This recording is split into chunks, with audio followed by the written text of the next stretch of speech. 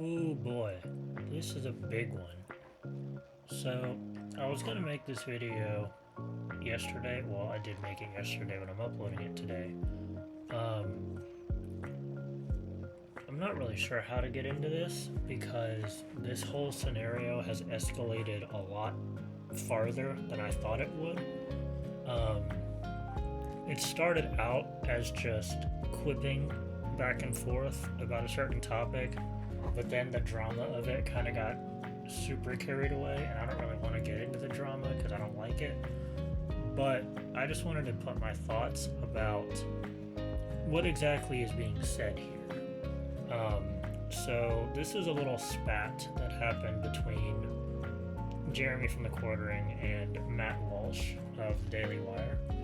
So apparently Matt Walsh put out a video someday. I don't know what day it was. I don't follow him. I don't really pay attention to hardly anything he does. But he put out a video sort of, I don't want to say attacking Jeremy. That's not exactly the right word to use because attacking and criticizing are not the same thing. But Jeremy put a tweet that says right here, can I pause the video? Yeah. So he says on May 1st, which was 2 days ago, it's May 3rd right now, the right's weird obsession with disavowing video games, anime, and social media is why they will never appeal to most of Gen Z. The base is literally dying off, and most of the voices in the community are actively refusing recruits. This is 100% correct. What Jeremy is saying right here is totally true. I don't know what has been happening or why this has been happening, but there's so many people on the right side of politics where most of my political beliefs fall into the right side, but I do have some left-leaning opinions as well in terms of just general freedom, I guess. Freedom of choice, freedom of consequence, things like that. And it's made me not really like a lot of right-wingers anymore due to how they've been behaving and treating people like us who are into these more kind of nerdy fandoms. But the Quartering responded to this by saying, "Wild take, Matt. I'm not conservative, nor have I ever claimed to be recruiting for them. Comparing our numbers is weird. You were not mentioned in this tweet. It was about the right. That's why I didn't say Matt Walsh. That's also true. I think Matt kind of took this tweet personally when it was not directed at him. It clearly says here the right's weird obsession, not necessarily Matt's obsession. So I think he took the tweet personally when it wasn't intended to be that way.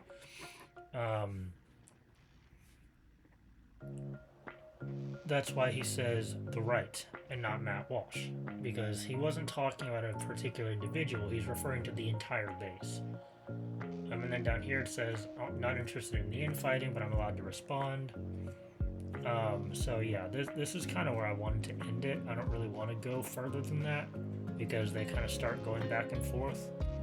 I will say I'm more inclined to be on Jeremy's side in this argument, because I agree with what he says, that a lot of conservatives and right-wingers recently have been kind of really going at it of stomping down the entertainment industry and then wondering why nobody wants to support them. Because when you openly attack and disavow people who play video games, watch anime, read comic books, people that are into this kind of stuff, it makes us not really want to support you anymore, because you're not really in it for us, you're in it for yourself, you know? That's not a real good way to invite people to come vote for you, by saying that, yeah, all the hobbies that you like, you shouldn't do those anymore because I don't think it's good for you. Like, you don't have the right to tell anybody else how to live their life. If they want to do whatever they want, you can't really stop them. And coming at people and telling them that your hobbies, your interests are a waste of time and not valued, that comes across as very, what's the word? Condescending. You think you're on a big high horse attacking people that you perceive to be below you, and that's not a good look. Both the left and the right have been doing this for a very long time, but I've been kind of immune to it on the right for a while because I was just kind of more sympathetic towards them. But recently it's been getting like super out of hand and super out of control, and this is what it leads to. It leads to people bickering back and forth, arguing about stuff like this, and it's not attacking the problem directly. The problem is that these people don't understand. I actually made a tweet about this yesterday or the day before. Sometime in the previous couple of days I made a tweet about this.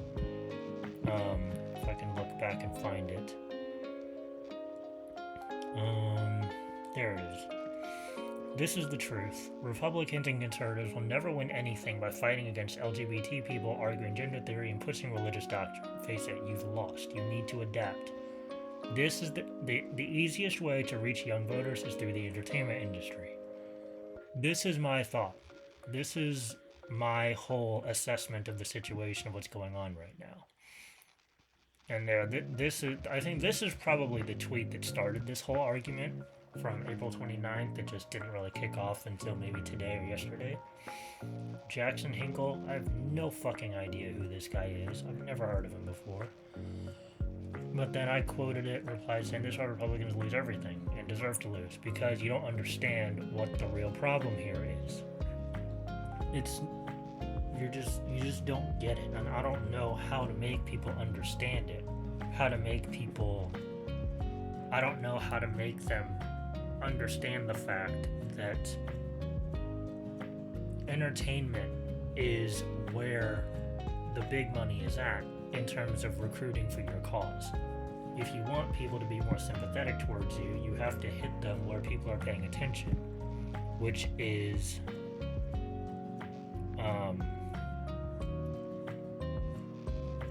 what's this? We should not allow our... he's quoting Jeremy. The other Jeremy, yeah, there's two big Jeremys.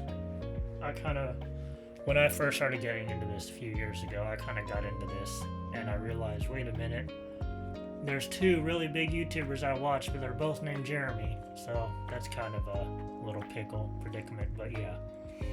This is Jeremy from the owner of Geeks and Gamers says, screen-based entertainment and media is bad. Well, he added Matt Walsh saying, screen-based entertainment is bad, stop playing video games. Also, Matt Walsh, keep watching my YouTube channel, gets 40 million views per month. Yeah, true. He's basically saying, don't let people watch, or don't let people be on screens all day, but support me on my YouTube channel and my media company because I want your money. Then he quote tweets it back saying,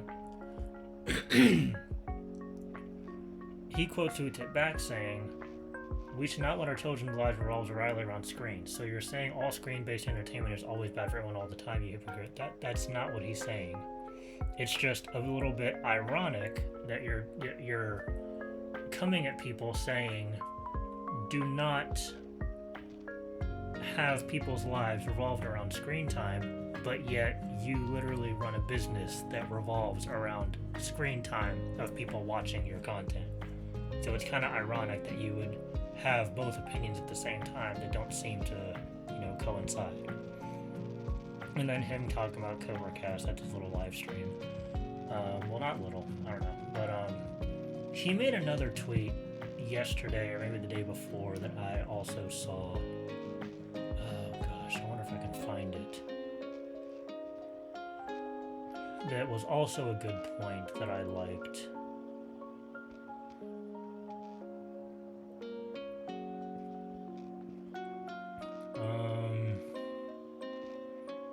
That fucking Jack Murphy beard. That scenario was fucking insane. I remember when that kicked off. Maybe it was this. Maybe this is the tweet that I saw him make yesterday or the day before, where he says, video games are bigger than movies, manga and anime is dominating, yet right wingers constantly disrespect both, all while talking about how important culture is. Yeah, that's the point right here, is people talk, or right wing, they talk about, changing the culture, but what exactly are you doing to change the culture? You're not really doing anything. And here he is, Jay, says, Matt Walsh looks down on all of us, he has a high recruit numbers.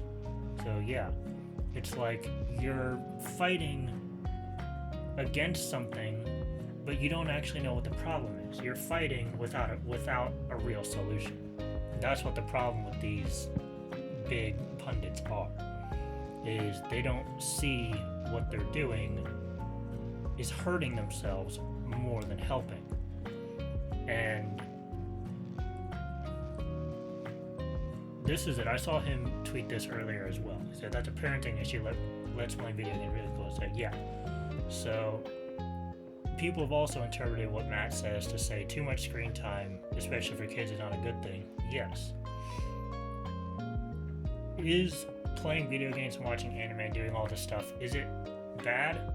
No. Can it be bad if it's too much? Yes. But that is not a fault of the games. That's not a fault of the TV.